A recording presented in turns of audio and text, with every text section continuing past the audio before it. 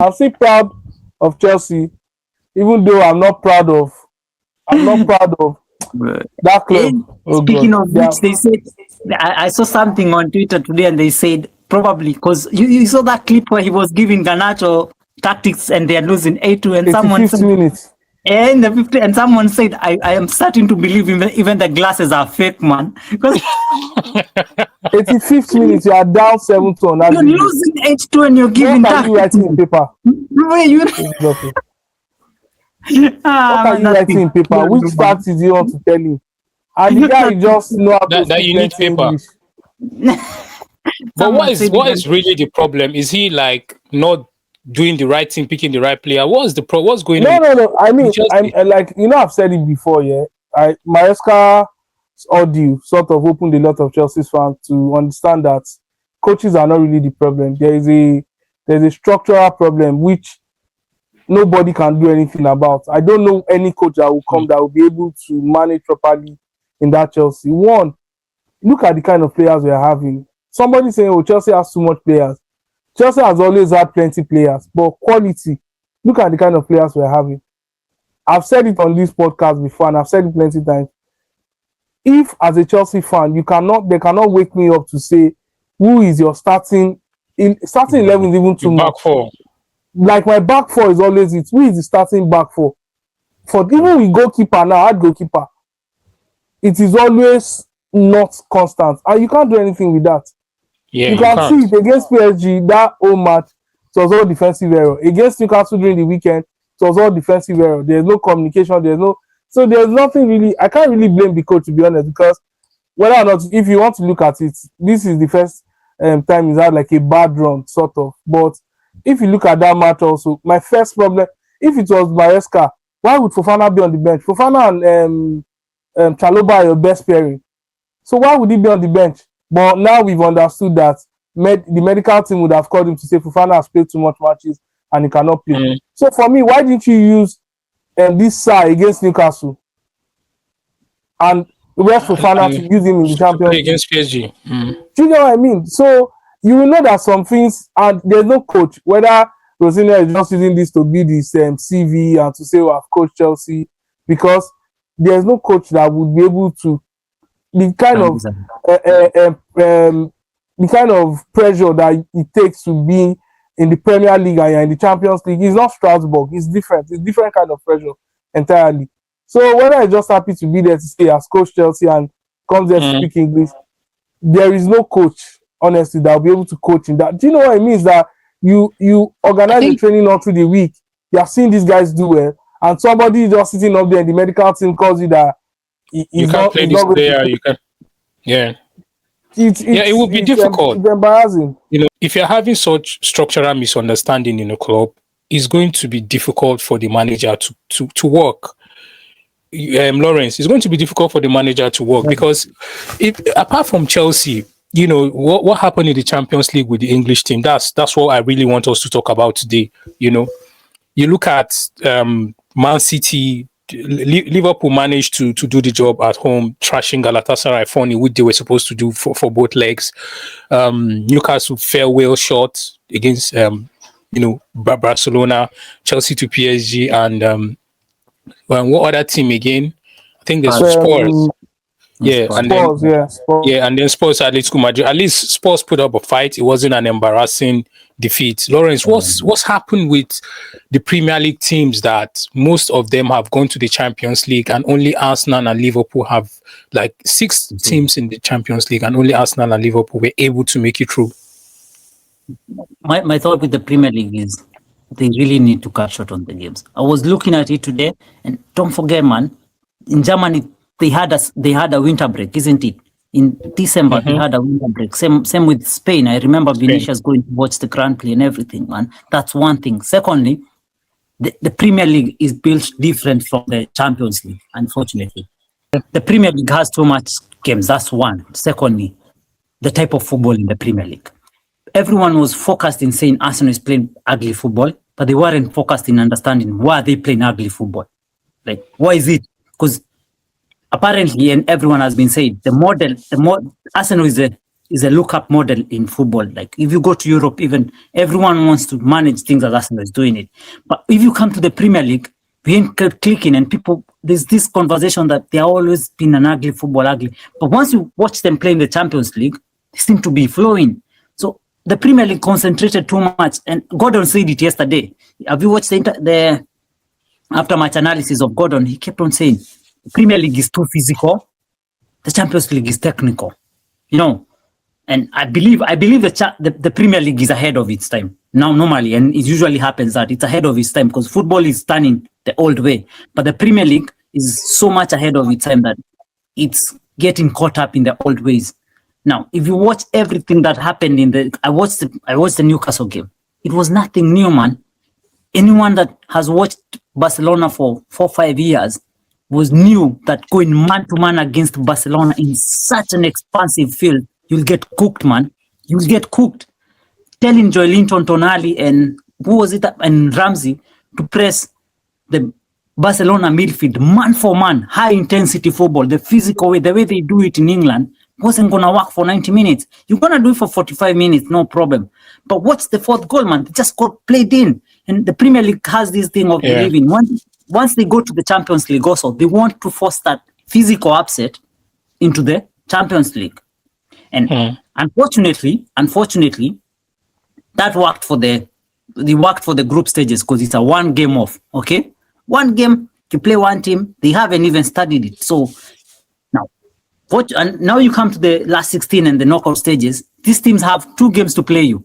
And that's why you see most Champions League teams, most Premier League teams, what will happen, they will perform evenly good or evenly bad in the first leg. And if they're going to get thrashed, they're going to get thrashed in the second one because everyone has studied you and there's too much statistics. So the number of games, the style of football in the Premier League, to me is the problem.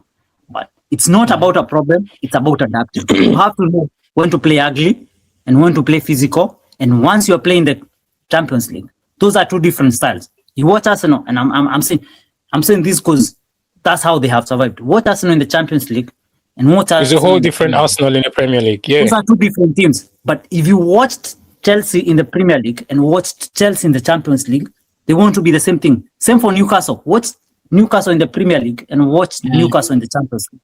They want to go the same thing, and I've highlighted the man-to-man pressing for the midfield. It won't work. I can bet you it won't work. Even Tottenham winning the second leg. I was certain Tottenham will win the second leg because you remember I texted you and I told you don't bet against them because Igor Tudor is still new, and you listen to him, he's still new. He has this thing of I know where I'm coming from. This is in football. So you watch them in the second leg, they stopped that physical football. They started playing. There was some football being played. You could watch. Xavi Simons had some freedom in him. He was pressing deep. He would make 4-5 yards really with the ball. He did because he was making 4-5 yards with the ball in his foot. Now go back in the Premier League and do that, man. You're getting cluttered. You're getting cooked, bro. They won't give you space to run 4-5 yards, isn't it? But the Champions League, they need you to do that. Watch Eze. I'll give you another example. When Eze is playing Burnley, everyone is complaining. He's not making runs. He's not doing this. Watch him play Bayern and watch him play yesterday again by Leverkusen. He's making runs. He's running half the field, and you're like, what? These are 2 different. But it's literally up to the style of football, and it's because what the Premier League cooked. The Premier League is, and again, Premier League it's undoing itself in the Champions League. We remember we said the gap between the top, the middle, is now gone. It's gone. It's gone. So the margins are so tight. So everyone has to find a cutting edge, and the cutting edge was big, physical. That's why we are still.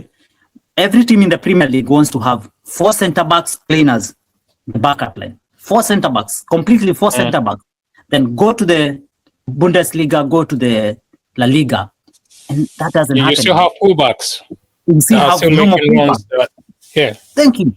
You still have normal fullbacks, but you come to the Premier League, it's 4 centre backs, 4 complete centre backs, and I say, big man.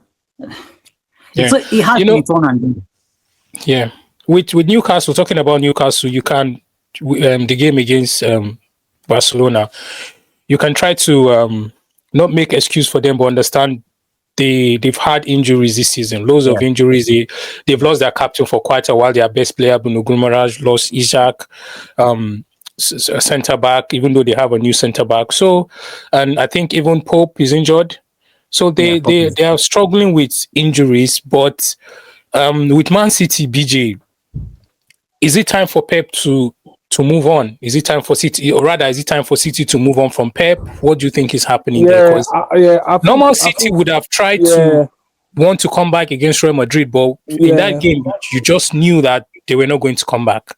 They didn't seem like they were. Well, I mean, historically, knowing Pep and his Man City team and Real Madrid, you know it was going to be an uphill task for them to come back. And that red card also sort of changed the game plan. But Real Madrid, they're going to win anyways, because whether they played in the Bernabeu or play against Man City and Man City, they just always find a way. They don't need to be in the best form or shape. They would always find a way. But I think Pep has gotten to the point where it's more like Man City have to just, like, it's Man City that would say, okay, we want to move away from this guy. And that's why I said maybe try something else. I'm not sure because Pep has not stayed in any club as long as this. Even in Barcelona that he loved, he has not stayed. Probably maybe 3 years in Barcelona. If there's an opportunity to go back to Barcelona, I think he would want to maybe do that in the future. But I mean, just to what Lawrence have said, I think the only one that really stood out for me, because let's not forget the fact that we said Premier League team, yes, they are not so good during these qualifying stages. The only one that really stood out is the Man City Real Madrid one. But if you want to look at the opponents, that Newcastle cannot be Barcelona. Forget about whether it's the Premier League or not. Look at the parents. Arsenal were expected to be Bayer Leverkusen. No matter the type of football Arsenal we are going to play. Liverpool were expected to be Galatasaray. Chelsea Chelsea also is the embarrassing one. But we all know, even as Chelsea fans, we said it to ourselves. We knew if we played that World Club Championship final, if we played it 2 times or 3 times, that's the only one we are going to ever win. If we even played it 5 times, that's the only one we are going to ever win. We knew that we could not match them. What happened that day was unexplainable, because we cannot, the quality that PSG has from last season up until now, there's no way Chelsea was going to match them. Forget about banters and Chelsea fans saying, yes, Chelsea is that club that they can, but pure football, looking at that matchup, Chelsea fans, we knew that if we over the 2 legs, it's almost impossible for us to actually knock out PSG. So look at all of those pairings. You would see, yes, Atletico Madrid, Tottenham Hotspur. Atletico Madrid also have not been consistent in the La Liga this season, but Tottenham has been very, very poor. So you would expect that. And it was still close. It was 5-3, I think. Yeah, it was still close, but you would expect that ordinarily Atletico Madrid should go through. So if you look at all of those pairings, the only one that I feel like Pep, because if you are the owner of the Premier League now and they are telling you that you want to go for a fight, bring your guys. You are taking Pep, you are taking Man City, you are taking Arsenal. Do you get what I mean? Nobody will remember Chelsea or you want to take Newcastle to a fight. But the top guys there that would have gone there to fight for us was Man City, and Real Madrid is inexcusable, to be honest, because Real Madrid they didn't have their complete players, their La Liga form. Real Madrid is not exciting to watch in La Liga. I'm shocked, like that performance they actually pulled off against Man City. So, like I said, Dasuki, I think it's time for Guardiola to actually just check in one, because you get to a point, even in your normal day-to-day life, where you feel like you're not making any, even at work, when you feel like it's either you're not learning again, or you're not able to make any impact, or you're not growing. And at this point, I don't think Man City and Guardiola, there's any growth again that he will be able to achieve. There's nothing exciting about them to watch. Alan this season has just been very, very lucky to even get the goals he's even getting. Yeah, and for the talent they also have, if you look at the individual names in Man City, they've not gelled. They've not really, really gelled. The Mamouche. And I mean, I have this theory about Guardiola where I feel like he's egocentric. Sometimes he wants things to just be about him. That's why you see Foden performs for 3 games, and in the 4th game he's just dropped. Goes to the bench, yeah. For no reason. For no reason at all. Same with Cherki. He's done that with Cherki. He's done that with Gianni Reinders. That's always been Guardiola. Been Guardiola. You will have a player that will never drop, probably Alan.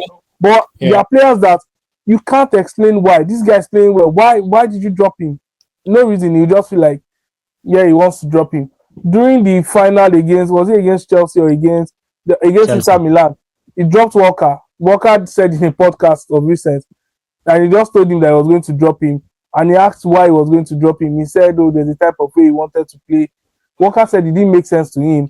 And to make it very funny, Guardiola told him that he was going to give the speech to the boys in the room, like to motivate them. Motivate them. But it's like, I'm not playing, but I still need to give the speech. So all of those things too with Guardiola, he doesn't want, I'm not sure he wants a player to outshine him, quote and unquote. So, but I think both of them should be looking elsewhere. Yeah, I totally agree. I think the media, they've kind of like they're starting to ask the question a lot of times to Guardiola, like, are you looking at leaving? I think, and he has 1 more year in his contract. So, and if Guardiola wants, we're talking about this with Lawrence earlier, if Guardiola wants to stay at Man City now, he needs a minimum of at least 3 years to get this team to gel properly. Because most of these players have just come into the Premier League. They're trying to understand the league. He has lost a couple of players. You know, he's lost his best, one of the best playmaker the world has ever seen in Kevin De Bruyne. You're not going to easily replace Kevin De Bruyne. It will take time. Even Mamouche that has come in, he hasn't. Sorry, BeeJay. I said De Bruyne is not replaceable. He's going to take another generation to replace a player like De Bruyne. Exactly. So this kind of, and Pep, over the years, we've understood that he's a manager that excels depending on the quality of player he has, which is understandable. You know, I mean, a coach is as good as the player that he has.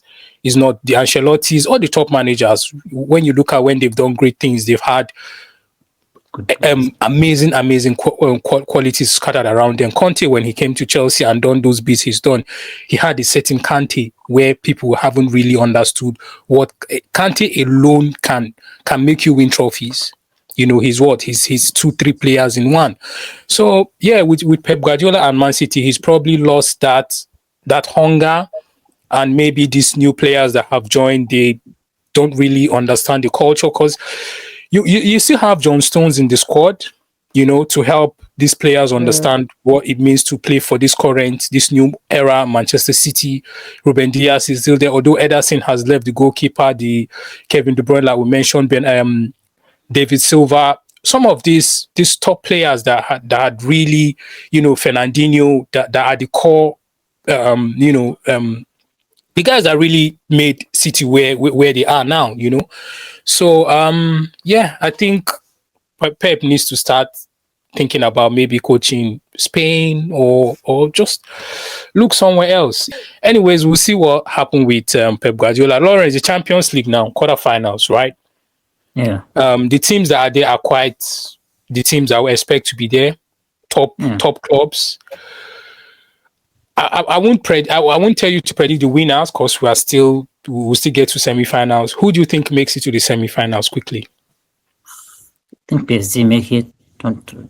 They still have enough to make it, PSG, because I think they will outscore you. It's gonna be a high. They will outscore Liverpool. I think Bayern make it. As BeeJay said, Real Madrid are not as. Yeah.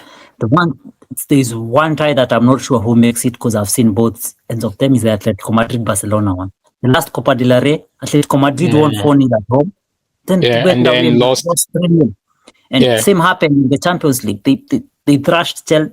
And don't forget, they actually didn't thrash Tottenham, because Tottenham, 3 goals were gifts, pure gifts, you know. Yeah. I never see anything like that. I think 24 minutes it was already 3-0. 16 minutes. Exactly. Pure gifts, man. Then they went to Tottenham. Despite Tottenham having all these troubles, they lost. But also Barcelona, they also lost to that Atletico Madrid team 4-0. So that one is a 50-50. But I still believe Barcelona, just like in the Copa del Rey, they have enough to get through them. I expect Arsenal to get past Sporting. I expect them to get past Sporting. Because that's basically it. Yeah, I think you guys got the... I won't say easiest, but maybe the easiest draw here. Fair. You won't say easiest. Arsenal got the easiest part. Everybody knows that. But after Sporting, they get to play Barcelona, Barca or Bayern again, and you know. No, they're playing Barca or Atletico Madrid. Yeah, Barca or Atletico. So, for you, BeeJay, what 4 teams do you think will go through? Yeah, for me, I think definitely Arsenal number 1 will go through. Liverpool, PSG. I think it was PSG that eliminated Liverpool last season, also from the Champions League, and there's a bit of a fight there. But we know quality for quality, we are being honest. Liverpool can match PSG's quality, if we are being honest. Player for player, man for man. Liverpool have still not sorted their defensive troubles yet. So I would think PSG will go through. Barcelona, Real Madrid. Barcelona, Atletico Madrid. Like Lawrence said, just Atletico Madrid too, they are very, very inconsistent. I've never seen. You see that them and Spurs, Tottenham Spurs pairing was the funniest one I've ever seen, because I knew it was just two very inconsistent teams. Because Atletico Madrid, even when they won Barca 4-0, they lost their next La Liga match like 3. Not against Barcelona, not the return leg. Their next La Liga match, they lost. Like to Girona also. Yeah. I was like, how do you explain this? So for me, I think Barcelona will defeat them, because everybody knows Barcelona, when it comes to, they know how to get revenge, something like that. Like they know how to, when it's time to play the ball, they know what to do. But knowing fully well that Diego Simeone is a beast also, he knows how to play dirty and actually win games. So I'll say 60-40 in favor of Barcelona for that one. That's fair, yeah. But Bayern Munich, Real Madrid. I mean, Bayern Munich also have been a bit lucky. They've not actually had a great test. Everybody knew they were going to blow past Atlanta. So I wouldn't say they will actually remove Real Madrid. And Mbappe might be back as well at that time. Mbappe might be back. Bellingham too. So, I mean, I can't say Bayern outright to him. I would see one of the legs is going to end in a draw. Then I think Real Madrid might just clinch it.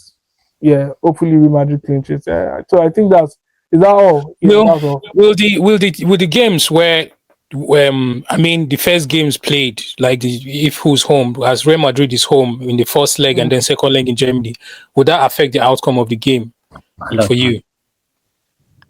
But there's no away game. There's no away game, away goal rules. But psychologically, of course. Yeah, when you're playing the first game at home, you know that there's another game. But when you're playing the last game at home, you know that this is it. If there's no other game to play, it's either we win here or we're out. So maybe Bayern have a bit of an advantage in that case, because they'll be going to the Bernabeu first and then at the Allianz Arena for the second leg. It might be a slight advantage, but I get you. If you're top professional, top teams, it shouldn't really matter as much. For me, PSG, Liverpool have been very inconsistent, but BeeJay, I wouldn't agree with quality for quality. I think Liverpool have quality players. They just haven't been consistent.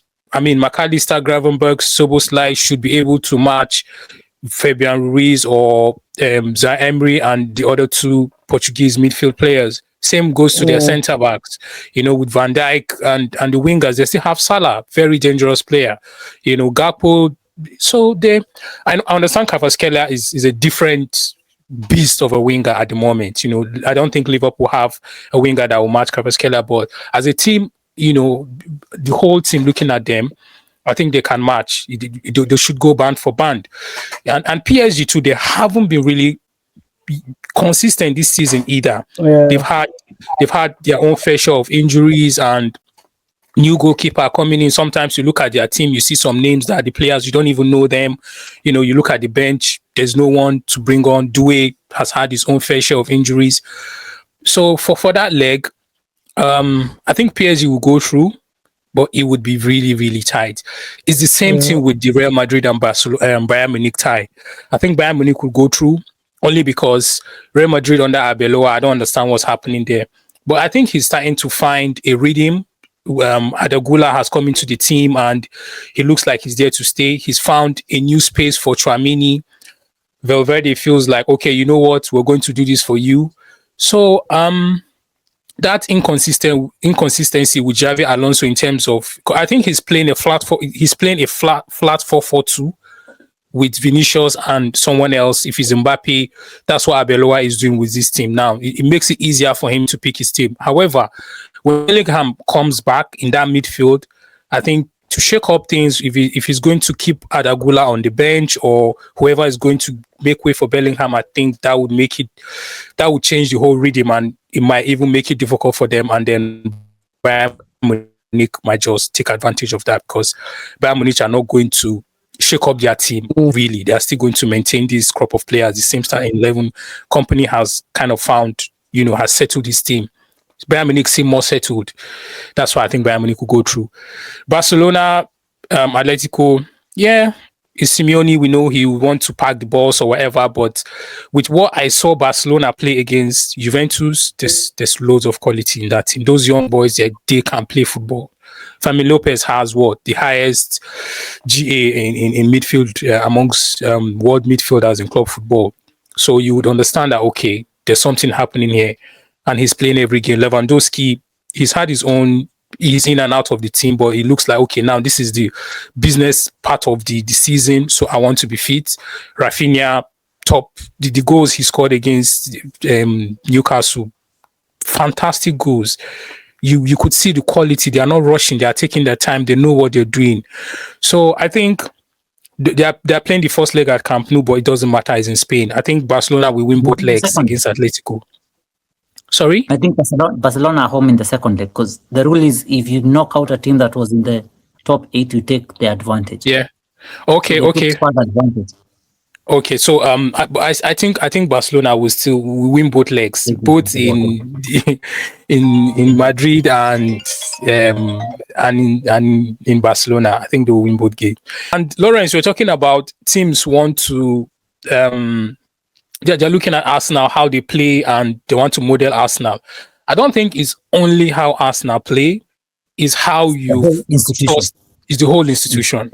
How you've built your team, how you've given Arteta a lot of time to trust. Now people use the word trust the process. It was Arsenal that really made people start to say that. The fans were saying trust the process, they trust in Arteta. Now everything wants to say trust the process. So it's not just the football, it's the whole institution and the football as well. Yeah, you can get criticized for playing dirty to win. I mean, Arteta has played the most beautiful football that he can play. Even when he had Odegaard, Xhaka, he has what else? With had to sign Jorginho to have full control and to play fluid football in midfield.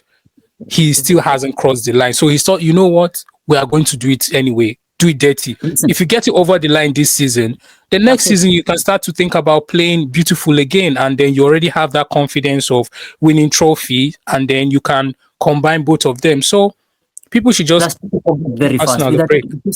This thing of just to intercept this thing of Arteta playing ugly. People forget at the beginning of this season, and we had this people in this same podcast. I myself said, if he doesn't win it this season, he needs to go, man. He needs to go.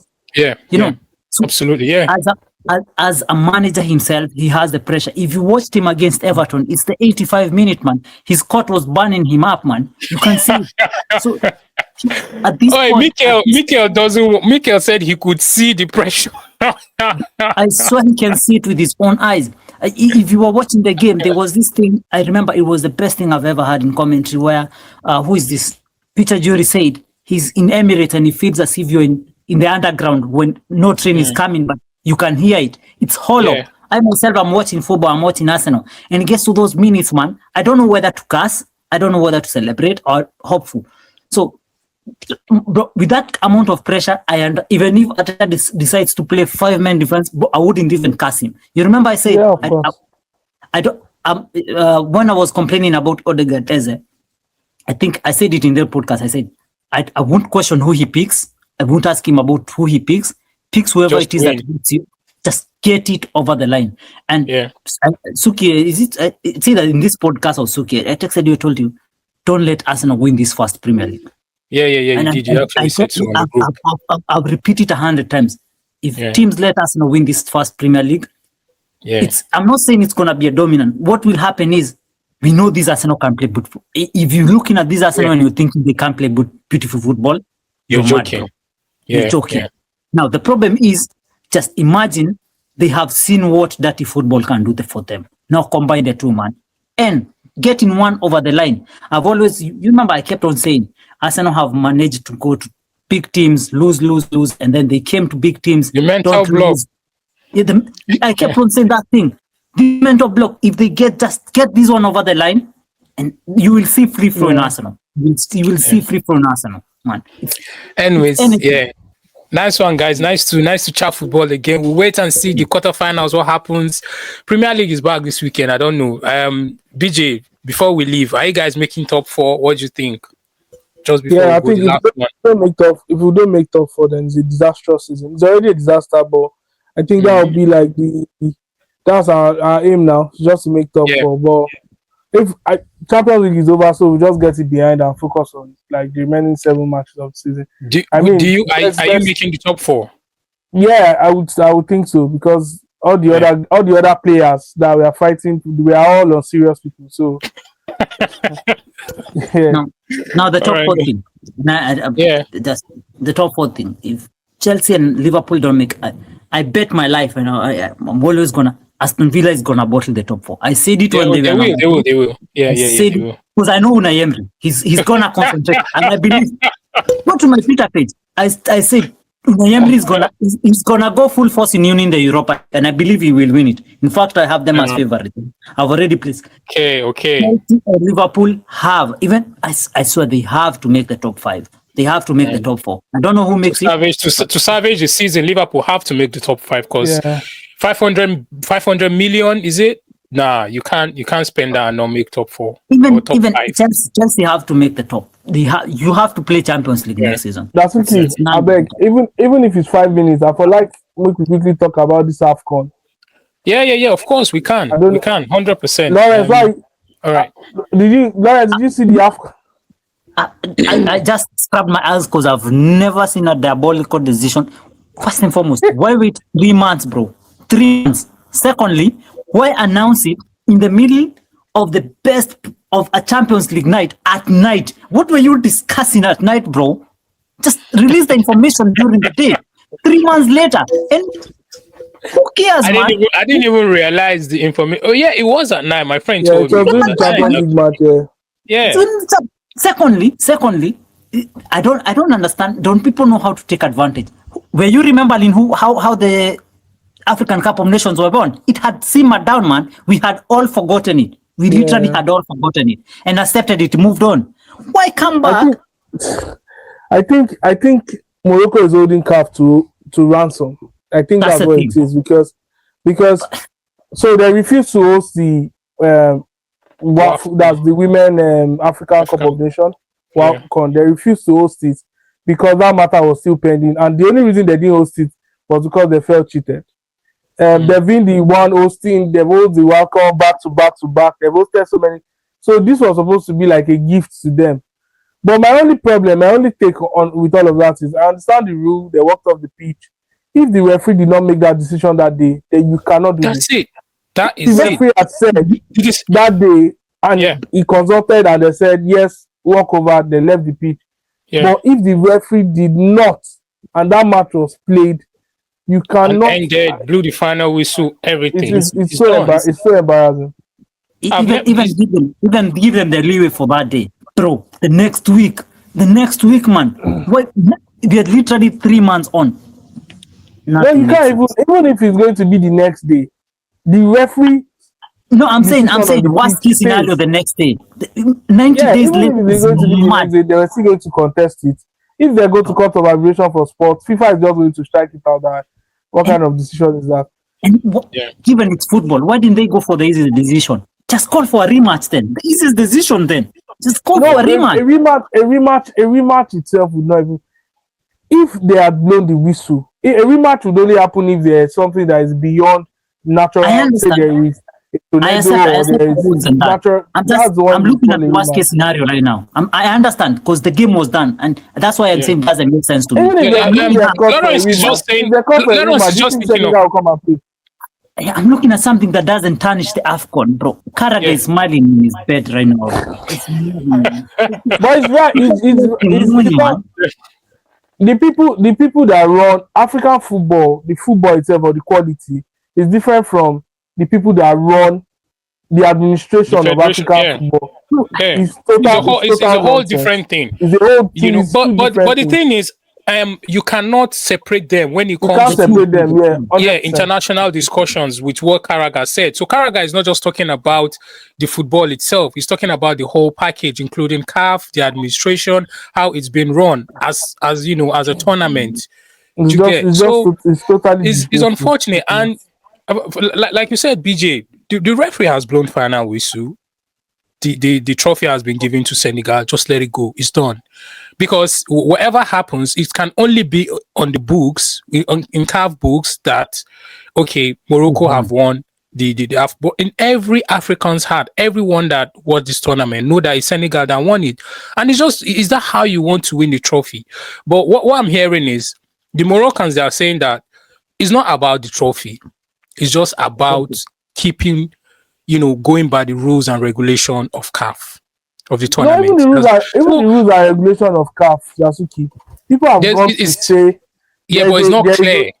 There's also a rule that says that to determine the winner of a match, the referee has the power to do that, and that cannot be overturned. Absolutely. We've seen, in football, we've seen blatant cheating. Yeah. We've seen the Chelsea-Barcelona game, 2009. We've seen Germany versus England where ball went into the net. We've seen cheating. At most, you sanction the referee. At most, that's what would happen. You sanction the referee, that's what would happen. So my question was where, like the CAF officials, the referees, or, CAF officials anyway, were they not able to tell the referee that this, you have to go by the rules. If this happens, then it's a walkover. Go by the rules. Go by the rules. Because obviously, just suddenly appear from. I don't understand. Everyone in that stadium, no one understood that rule book. No one knew that. That is my question, Lawrence. That is my question. Funny thing, Lawrence, was that day I said that they were playing the walkover. I was telling my mate that they could walk over this match. All the referee need to have done was just to consult. Like there are people there, there are people there in that pitch that day. Matope was up there, man. Matope himself was up there. There are people that they would have consulted with that day, and they would have just ruled it a walkover. If the book says walkover, then walk over. Nobody's going to come out and tell you, oh, you've cheated. Because Senegal are the ones that have put themselves in that position by walking off. And they know. Everybody condemned Senegal's action. Even after the final, you cannot leave the pitch. Everybody knows that. You can't just do that because the referee gave a wrong decision. You can't do that. And that was even a penalty when you look at it. When you go back and look at that incident, it was a penalty. So what are you guys talking about? It was a penalty. But the thing is, it's just the action before then. I think there was an action before then where it didn't give Senegal a legitimate goal. That was exactly. So and it was immediate, almost immediate. So it wasn't immediate though. It was like 10 minutes between them. There was times between them, but you can't just walk off. We've seen worse refereeing against teams, and they didn't walk off. So, but that referee needs to be sanctioned or whatever, because that means he's the reason why we are now back here. Because if he had gone by the books at that time, made a shrewd judgment and giving Morocco 3 goals and the walkover, give them the trophy, boom, gone. Because then the conversation we'll be having is, oh, they cheated Senegal, but they went by the rules. Now, do you know, you cannot even say they cheated Senegal. Senegal knew what they were doing. If they were going to abandon that match, they were forfeiting it. That's what they were going to do. So in their own mind, they would rather lose it that way than dubious penalty. Exactly. That is that we are not playing. Take the cup. You want the cup? Take it. That's what they did. Yeah. But it is what it is. It's a bad taste to African football. Hopefully, all these things stop to happen. Because it's not helping. It's not. Dasuki has started wearing Man U jersey back. Wow. Wow. How times have changed. I remember one mad goal Carrick scored with this jersey save. I like Carrick. If like, I was telling my mates, if they give him the job, cool, fine.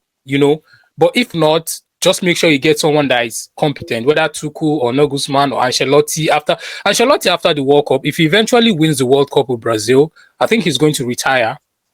Then fine. But if he doesn't win it with Brazil, probably maybe like a quarterfinal or a Which semi. players does he want to use to win the World Cup with Brazil? No, bro. Trust Ancelotti is a different. World football is how many nations can actually play football now? You take out Germany, Spain. Bro, There's Brazil no cannot. Is it Portugal. Vinicius that you want to go and use to win World Cup? Cunha. Brazil cannot win the World Cup. Honestly. Anthony. Yeah, but no. So what I'm trying to say is, if eventually it happens that he wins the World Cup with Brazil, I think he's going to retire. But if he doesn't win it with Brazil, I don't think Ancelotti will want to call it a quit that way. I think Ancelotti, man, why would you want Ancelotti? Just come to give us balance. Give the team a balance. Let them understand what it means. And then get another manager for a year or two. Win an FA Cup or the Prem, which he can. But that's the problem. That's the problem I have. It's a short-term fix. It doesn't. Yeah, it is. True. You're better if I'm to be asked. You're better off, instead of Ancelotti, you're better off trusting Carrick. He seems to understand. That's what I'm saying. Like if they give it to Carrick, I don't mind. I honestly don't mind. But if you're not giving it to Carrick, I don't want any other young manager. I don't want any Amorim kind of signing. That's what I'm trying to say. If you're not giving it to Carrick, then go for the experienced one, straight up. If you're getting Ancelotti or you're getting my man from PSG, if he's willing to leave. Exactly. Yeah. Top one. What's his name? Luis Enrique. Or Tuchel, Thomas Tuchel. If he does well with England, if he doesn't do well, I think they'll relieve him. You can get. If you're not giving it to Carrick, get someone with loads of experience, with bags of experience. If not, just let Carrick do his job and trust the process. I would actually. You understand? Because among the main thing I've realized with most recruitment of managers, and that's why I was against the appointment of Liam Rossini at Chelsea. You definitely were. Every club has its own identity. You have your identity. We know what Manchester United are. We know what Arsenal are. We know what Chelsea are. We know what City are. You have to find a manager that understands that. Yeah, absolutely. Yeah, the main reason Carrick is clicking at Man United, he understands the team. Bang counter-attack football straight at the other end. And funny enough, it's faster. It's usually faster to get managers to back you when you are accepted by the fans. If you remember when Arteta came, he gave us that Wenger ball, football, touch football, and we accepted him. Now when he's giving us the ugly football, we ain't questioning it because we have seen him give us the good football. The beautiful football. So the main reason Carrick has been accepted automatically is because he understands basics, understand Manchester. Also, the main reason Arbeloa is still Xabi Alonso didn't work at Real Madrid was because he was more of a tactician than a Madridism. In Madrid, you don't have to be a coach, man. Just let of course. Let them play, manage them properly. That's all you need to do. And that's all Arbeloa is doing right now. He's just letting them play. And that's how it is. Chelsea, they just need to get a manager that plays compact, solid football. Stop this openness football, tic-tac football, tactics. No one will work at Chelsea with that. If they appoint another one that plays that way, I will be the first one to tell you it won't work. If I was Chelsea, who I'm going for? I'm going for Inzaghi. True. You pay compact and what he's done, what he did in Inter Milan is crazy. Get him, man. Just get someone the fans will back. And with that, first get the fans behind you, because if you don't have even the whole Amorim situation, it started getting toxic when the fans stopped backing him. If the fans don't back you, that's it. You're cooked, man. You're dead. Unai Emery is another one. Unai Emery will always work in a team that doesn't have too much pressure, because the fans appreciate what he's giving. Once the pressure is too much, the fans and Aston Villa doesn't expect much, man. They just expect to be in the top four. They're happy with what's happening. Yeah, they're happy with how the team is progressing and how they're playing. They're always in Europe, so they're happy with that. Good. All right, nice one, Lawrence. We'll catch up again some other time, my bro. Easy, right, man. Nice and easy. Cheers.